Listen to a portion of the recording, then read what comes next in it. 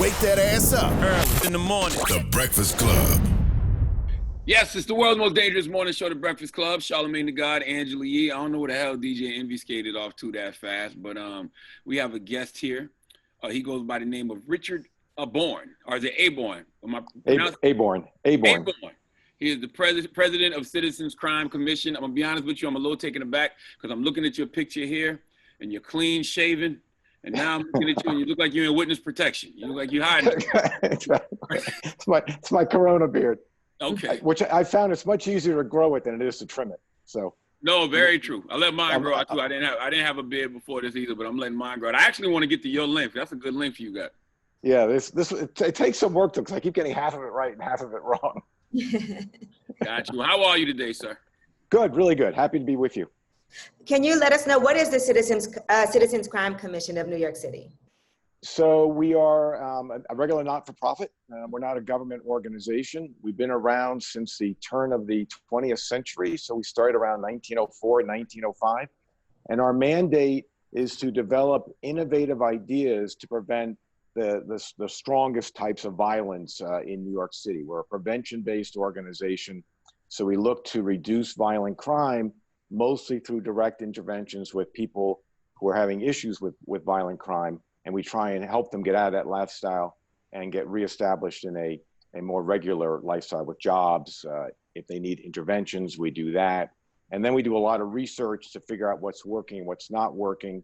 And then we work with both government partners and community-based partners to fill whatever gaps they're seeing in the delivery of services around violent crime prevention.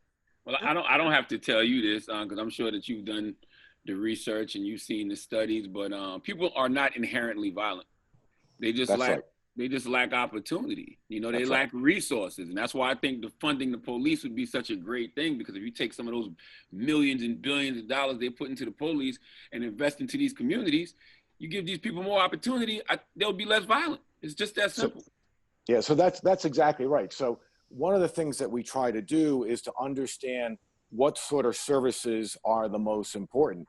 In many communities, there's a deep sense of both individual and group trauma because of the conditions to which a lot of they're mostly kids, are exposed. There's a lack of job opportunities. There's a lack of particularly long-skilled, long-term job opportunities.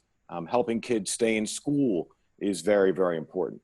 So we look at all those things and try and figure out where we can provide the most help in answering some of those questions. You know what I wanted to ask you, because I live in New York, and people are talking about how there's been this recent spike in gun violence in New York as of late. And, you know, we have been talking about defunding the police. And I was at a rally in Brooklyn, and I was speaking with some of the police officers who I know because I've, worked with them on different events and they've been there. So they were just talking to me about how they're being treated now in the community, and they kind of have to take it. Even if you're a good police officer right now, people are very aggressive, and, there's just this distrust of the police force, and with good reason. So I want to know what your thoughts are on the recent spike in gun violence and violence in general, and what you think can be done right now for these relations to improve. So it's a wonderful question. It goes to the heart of many of the issues that we're facing right now. I think you would have to have your literally head in the sand to not believe that we are in the moment of a crisis of police legitimacy, both in New York City and nationwide. Police are widely distrusted by communities. There's great skepticism about how they're conducting their operations. There's some hostility in many quarters. And I understand it. There's been a long history of far too aggressive policing. On the other hand, these are the people we look to provide our public safety. They are dangerous jobs. So finding that balance is really critically important. I'm sad that the communities are turning against the cops, and the cops are driving away the communities, because the core of good crime prevention, the core of good public safety, is a robust, trusting relationship between the police and the communities. That's what we really want. That's why the communities need to be brought into the center of the whole debate around police reform. We're entitled to ask ourselves in the 21st century in a democracy, what sort of police do we want? What sort of policing do we want? And there are a number of places that I would start, some of which would help with the current spikes in violent crime. Words matter. You know, many of us are in the words business. Words matter. And one of the things that I would do is I would change the notion of police forces into police services. Now, that may sound like a little change, but it's actually a big change, because when you think of yourself as a service, you have a much different mentality towards the community as opposed to thinking of yourself as a force, number one. I love that. Good. Number two, so you'd have the New York Police Service. Number two, the kind of people that are drawn to a service will be different than the kind of people that are drawn to a force. And then if you're providing a service, you can start to recruit different skill sets. You can recruit people with conflict resolution skills, with de-escalation skills, with community organizing skills, with mental health training, you know, et cetera, et cetera, et cetera. Ironically, probably the most iconic police department in the world, mistakenly called Scotland Yard, the police in London. The real name of Scotland Yard is the MPS, the Metropolitan Police Service. So this is a well-known concept in the United Kingdom. We need to bring that concept here. We don't know exactly why the spike in shootings is occurring. And I'll speak about New York now. It's probably a series of things. We've had a big change in policing tactics. We've had COVID hit Black communities really hard, disproportionately hard. That has sown a lot of anger, and completely understandably, and frankly, some eye-opening moments for the white community.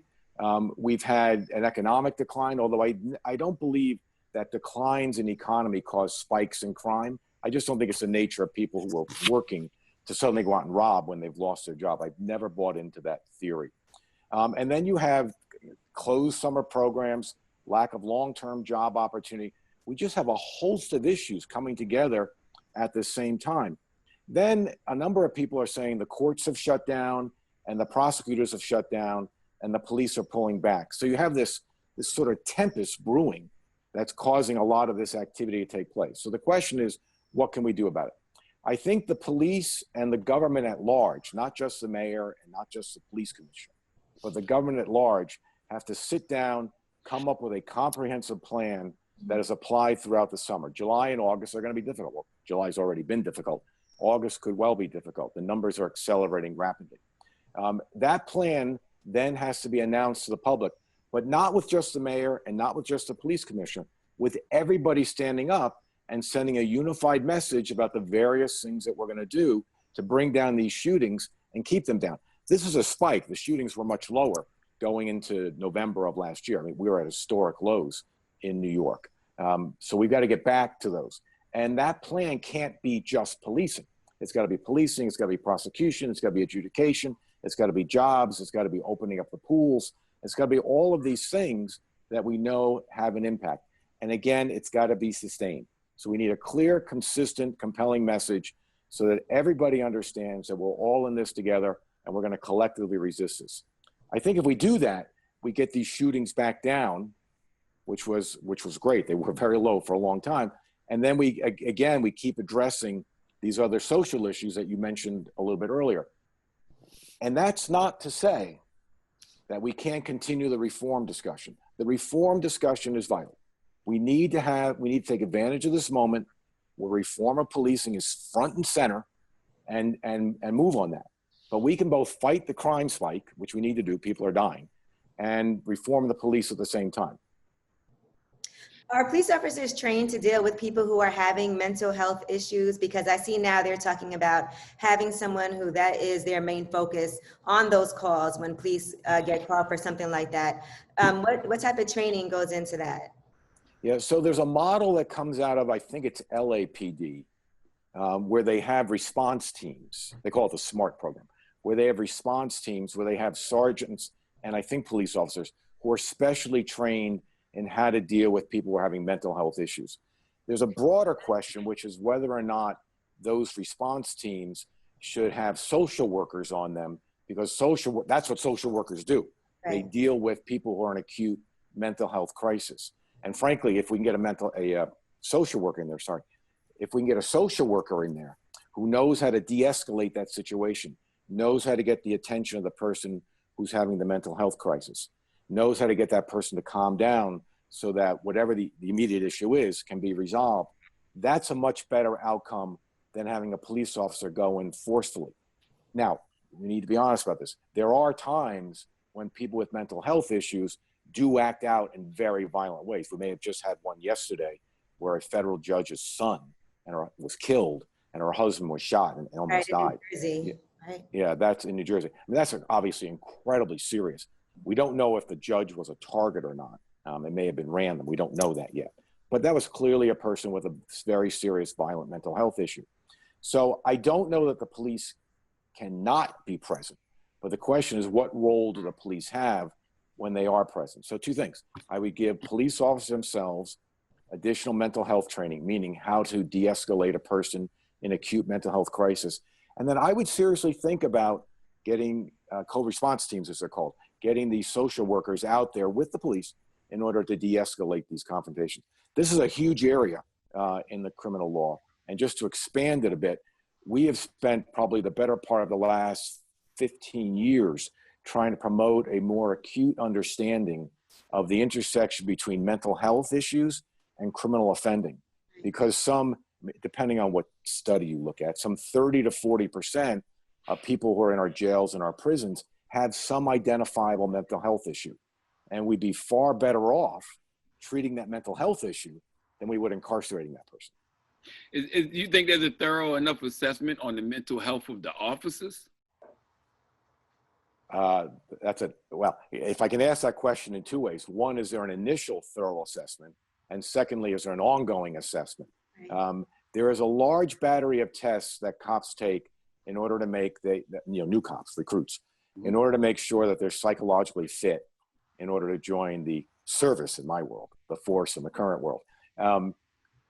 Could they be improved? Probably. I don't know them in detail, but I do know psychologists look at those all the time. I think the more complicated question is, what do you do after a person has been on the police department for a year, 2 years, 5 years, 10 years, when they've been exposed to themselves a lot of trauma out in the street? And I would be a strong supporter of having ongoing mental health services and maybe even mandatory mental health evaluations from time to time in order to make sure that cops aren't suffering too much stress because of the job. You know, in New York City, at the NYPD, there has been a huge increase in the number of cops killing themselves, including last week. We've seen a big jump in that. That's stress. That's stress from the job. And then that very often spills over into their personal lives. So we could do the cops, frankly, a great service if we were to both get them more mental health services and destigmatize the provision of mental health services. You know, in the past, if you went to see a psychologist, it wasn't considered macho. You were afraid it'd be a stain on your career. You were afraid it would hold you back from rank. The leadership of the department has to say, it's really important that you keep both your physical health and your mental health in check. And that would be a big help. Is there anything that assesses and treats unconscious racial bias in police officers? There are things, there's not enough. So there are courses, if you will, there are training, and they're quite good. A lot of them come out of John Jay here in New York. But we need to do a lot more of that. It needs to be a constant part of a police officer's training. The role of unconscious bias or bias policing, as we call it, is a huge problem. And when you couple that with aggressiveness, you get the kind of outcomes that we've been seeing. As we said in the beginning, not all cops are bad. They're just not all bad. But we do need to be able to get to those cops that have tendencies that are going to cause them to act out aggressively. And another thing I would do here, in addition to bias police training, which I'd make ongoing, is I would set up literally the most robust early warning system I possibly could. I would apply all of the advanced analytics that we can muster in order to understand what warning signs exist to indicate that a cop is going to go rogue, is going to go bad, as early in the career as possible. And there's some pretty interesting sort of data or science around that. So every big department, small if they can afford it, but certainly every big urban department should have an absolute first-in-its-class early warning system. And obviously there needs to be strict civilian oversight of the policing mechanisms. Now we hear everybody talking about defunding the police. So, and obviously that doesn't mean just taking away all funds, it's reallocating those funds. So what are your thoughts on defunding the police and where that money should go, or should that not happen? So it's in its first blush a political question, right? Because the way the term has been used, it has been used to abolish the police. And I don't think, and that's been the problem. It's been I said before, words matter. It's a political problem because it's created a binary, which is either abolish the cops or do nothing.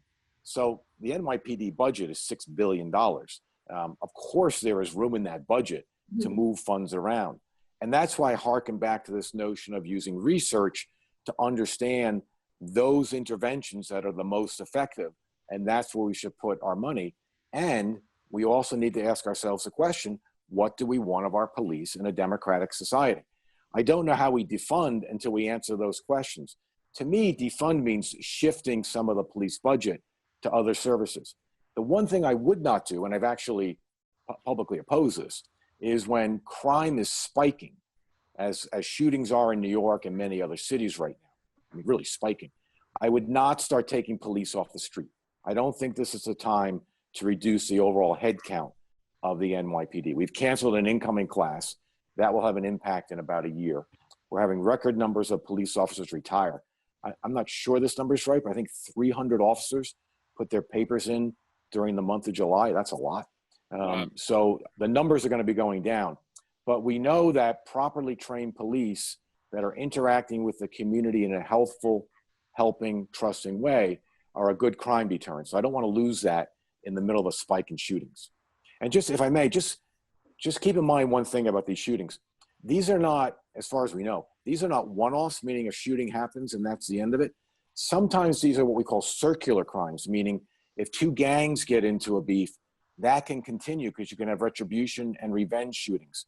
So what I'm worried about is that we're going to get into a cycle of revenge shootings, and that's what we need to intervene against and stop. And there are both community-based ways to do that with the community and policing ways to do that. And that, as I said earlier, collectively needs to be brought together right now. I mean, literally this morning, in order to stop these shootings. You know, you've been saying some things like, you know, that are here and there, but what is the explanation for the recent spike in gun violence in New York? Like, if you had to just name a few things, what do you think those things are? So very hard to say. There are occasionally spikes in shootings, and we don't know exactly the reason. I can tell you a series of events that have occurred in New York that may have led to them. So we've had a big change in policing tactics. We've had enormous bail reform. We've had COVID take place. And by COVID take place, I'm meaning the shelter in place, the lockdowns that took place, and the actual total decimation of the economy. COVID has also stopped a lot of the programming that was going on in hard-hit communities. We had to take all of our programming and in 3 weeks, go from physical environments into virtual environments. And that was hard. I mean, that took an enormous amount of work. My staff worked 24/7 to convert into a virtual environment. Then we had the George Floyd protests and the Black Lives Matter movement, all of which brought a lot of issues to the forefront, which has been just incredibly valuable. It's been painful for a lot of people, but incredibly valuable because I think it's opened up a lot of eyes, and it's a lot of eyes that needed to be opened. And that's why I say I don't want to lose this reform movement. So while we don't know exactly what's causing the spike, we do see this series of events that have occurred that may be leading to this spike. And again, I'm worried about this now becoming circular. You know, shooting begets shooting begets shooting. And that really concerns me. Do you think that police unions have too much power when it comes to politics? Oh, well, yes, there's no question. They have I'm sorry? And what can we do about it? So we're starting to do something. So interestingly, there are two events going on which have not received a lot of attention, which are really instructive about police unions. One is the union federations, AFL-CIO, Teamsters, you know, the big umbrella groups, have started to talk about kicking the police unions out of those federations because the police unions are not willing to sit down and engage in the kind of dialogue that's so desperately needed to address some of the issues that are so obvious. You cannot deny these issues. These issues are obvious. The second thing, you said you're from New York. The second thing that happened is the PBA, which is the most powerful police union in New York, has just lost a critical vote in Albany over a technical section called 50A, which deals with police disciplinary records. They never lost that in the past. And not only did they lose it, but they lost it in about 72 hours. It wasn't a big debate and a close vote. So the question becomes, do the police unions take a moment and breathe in an air of realism and sort of have what we used to call a Nixon goes to China moment, which is come to the table and say, we can help. I'm actually worried about this in two ways. One, the voice of the union, and by I say the union, I mean the police rank and file, the membership. It's really important that the rank and file be part of the discussion about reform for this reason. We talk a lot about external legitimacy. That is, does a community trust the police? If you don't trust the police, we're in trouble, right? That's external legitimacy, well-established concept. But there's also something we call internal legitimacy. The basis of external legitimacy is trust based on transparency. People are involved in the decision-making process. That's why I always say, get the community to the reform table, hear the community out, make them feel part of the process. We should, because they're more likely to accept the outcome, right? Right. We need to do that internally as well. We need to have cops be part of the process. You asked before, how are the cops feeling? Because they're now the target of a lot of criticism out there, much of it justified, some of it not. How do we make cops part of the dialogue so that they also feel included, so that whatever the outcome is, they feel like they were heard, it was transparent, it was open, and they had a chance to say, let's do it this way or let's do it that way. People are much more likely to accept outcomes of any process, even negative outcomes, if they're involved, when they believe the process has been fair and open. Mm-hmm. That's one of the reasons we have public trials in the United States. We don't want secret trials. They just breed distrust. You know, as somebody who lives in New York too, one thing that I've seen, and this was a really tragic incident that just happened, the fireworks, right? Since for months now, these fireworks have been going all night long, all night long. It's been hard for me. Sometimes it wakes me up out of my sleep when I hear it. And so I saw Eric Adams was like, listen, just instead of calling the police, go ask them to stop. And a woman got killed actually going outside and asking, to stop with the fireworks. So what is a solution when something like that happens? Because I feel like I've never wanted to call the police on the guys outside who are shooting up the fireworks. You know, they live in my neighborhood, so I don't want to call the cops on them. But then you also don't want to go outside and confront people. But then I also want to get some sleep. So what is the solution to something like that? It's an urban dilemma. So there's a good sort of community question, starting with whether or not we want these fireworks. We didn't have these in the past, right?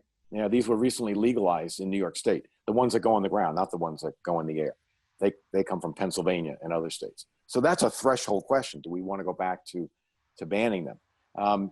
But you've asked a very complicated question, and I'm going to be honest, and sometimes there is no clear-cut answer.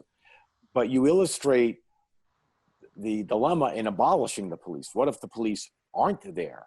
And you go out and you say to somebody, come on, can you stop?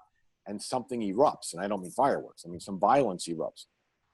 You're going to call 911. Their neighbors are going to call 911. And you want the police to respond in a way that quickly de-escalates that confrontation. That's why I go back to saying, let's recruit different types, different skills, different disciplines into the policing services, so that a person that responds to that sort of incident, which has all the potential being nothing or being incredibly serious, right? That can go either way. Right. A person who is skilled in bringing the temperature down really fast, and then working on getting the fireworks put away, getting you back into your apartment, etc. So it's a lot of this it's funny. I think maybe in a simple way, I don't think we really want to get rid of police. I think we want a different kind of police. Right. I think we want far less aggressive, much more respectful police. Police that we can talk with when we're walking down the street. Cops that we don't have a fear of. Cops that we don't have to warn our kids what to do if they're stopped by a cop. Right. We've got to get by all that. And we can do that. If we can accomplish that, I think this notion of abolishing the cops goes away. frankly, I led the national gun control movement for a long time. I know the importance of having an extreme position out there. We were not the extreme position. So maybe having that extreme position frames the two ends of the argument. And we've got to have a discussion around the middle of the argument of what kind of police do we want. Yeah, I don't think that you can reform the police. I think it's like trying to reform a pit bull. I think you just need like a whole new regime and a whole new system. Like, I love your idea of police service, but you got me thinking. I'm wondering, how often do officers receive training and assessment tests? Oh my gosh, I just wrote an op-ed about this. Really? I just wrote this piece. Is it published? No, I'm waiting for a paper to say yes, but I'll tell you what it is. This will kill the op-ed, but I'm happy to tell you. So ironically, this sounds a little dry, but it's actually very important. In policing, one of the quickest ways to change behavior is by how you measure cops, how you assess cops. There was a very famous police thinker, if you will, who was a cop named Jack Maple back in the 90s, who started the CompStat system, which is a computerized way of police accountability. And there are lots of metrics in that. And for a long time, the metrics were: how many tickets did you issue? How many summonses did you issue? How many arrests did you make? How many guns did you get off the street? Just pure yes or no. Did you or didn't you? And the cops did that. The cops, you inspect what you expect. If you're inspecting how many tickets are issued, the cops are going to issue tickets. So what if we change the metrics? What if the metrics became: how many disputes did you resolve? How many plans did you launch with the community to address some community-based issue, whatever it is? I mean, communities have lots of different issues that they want the cops to help them with. How many fights did you de-escalate? How many domestic violence situations did you ameliorate? Did you get rid of? How many times did you intervene when another cop was engaging in misconduct? If we start to ask different questions, i.e., what kind of police do we want? And then we develop a series of metrics around that, and we let the cops know they're being assessed, measured against that, I guarantee you, within a year or two, a lot of this starts to change. I'll come back on, I'll say, maybe I'll be wrong, but I'll say, you'll see this start to change. Yeah. And I think that's a larger thinking that we need in order to tackle this issue, because you're right. There's nothing you can do overnight that's going to change this. We need to change the inflow of cops coming in, the metrics by which they're being examined, the speed of the police discipline, the early warning system, et cetera. And there's a whole host of other things. May I mention one other thing on this? Of course. I think little understood is also the role of sergeants and lieutenants in toning down police misconduct. Sergeants and lieutenants have got to be trained and be held accountable, frankly, to stepping in when they see misconduct for two reasons. Obviously, they're the supervisors. They got to step in and stop it. But secondly, it's the value they express when they step in, stop misconduct, and sort of teach, make it a teaching moment. If they're standing by and watching some patrol cop engage in misconduct, what's the message there? That the conduct's okay. If the sergeant or lieutenant steps in and says, whoa, you can't do that, and then talks with the civilian and says, sorry, we shouldn't have gone that route. Here's what we're going to do, whatever it is. That's a different value being expressed. I don't think there's been a robust discussion yet that's large enough around the roles of sergeants and lieutenants, because they are the frontline supervisors. They're like the teachers in the classroom. They're the ones there with the cops day in and day out, and in some ways set the example, or at least mold the expectations of what the cops know they have to do. I like it. I like it too. I like it. Good. Where can they go get more information on this stuff, man? Richard? So my website has a lot of this. It's NYCrimecommission, one word, .org. A lot of this is written up on there. We're happy to take inquiries. We want to involve the community as much as possible. I was talking to some of the police officers in my community, and we were discussing somehow having something where we can all come together and have a discussion, at some point to just discuss the police in our community where everybody's involved and it can be peaceful and people can kind of vent. We're just trying to figure out how we can do it, Yeah, I would encourage you to do that and give the cops an equal voice. Mm-hmm. Give them a safe space to also explain what they're feeling. Because it's tough right now for the cops. Whether they deserve it or not, it's really tough. And you know, they're the ones getting up in the morning and putting on the bulletproof vest. I'm not. They're the ones doing it. It's a risky job. So to the extent you can also give the cops a voice, I think that's really important. Shit, I feel like I need to put on a bulletproof vest every day. Yeah. Because I have an encounter with the cops, so. I know. I get that. But you're right, though. It's all about conversation. We're missing each other. Yep. Walking right by each other. Yep. Yep. Richard Aborn, thank you for joining us, man. My pleasure. Totally my pleasure. Anytime. Absolutely. Have a great day. Talk to you.